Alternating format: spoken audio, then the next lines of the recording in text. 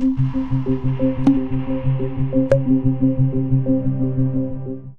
my website it says I'm a writer, communicator and strategist. So that can mean anything you want. I think it's really hard to define what the media means anymore.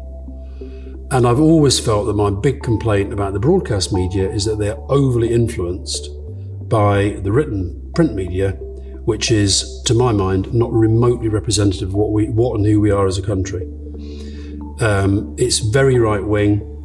It's very focused upon values of individual greed and all that stuff. Whereas I actually do think the country's better than that. I think the media generally, I would argue, doesn't hold the government to account. Now you could argue, and I do argue, that actually Parliament should be taking the lead in holding the government to account. But Parliament is really struggling to adapt to the fact that we have an abnormal government. And what I mean by that is that it's not normal to have a Prime Minister, for all people might want to say Tony Blair lied about Iraq, which I know he didn't, it's not normal to have a Prime Minister who lies routinely. It is not normal to have ministers who break the ministerial code and the Prime Minister couldn't give a toss. It's not normal to have a referendum on something as important as Brexit and successfully tell quite a lot of lies to get it, and then once that's over, just forget about it all.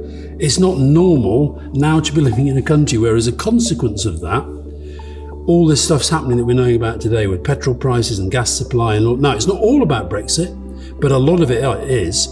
And the right-wing press don't want to acknowledge the role of Brexit in that.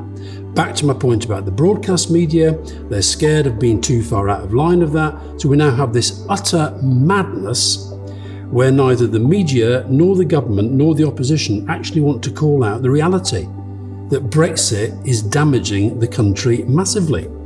Now, so nobody can tell whether the media is doing its job properly. Newspapers have taken on completely different roles in our culture. They've become much more the fusion of news and comment. They are players, they're political players. They pretend they're not, but they are.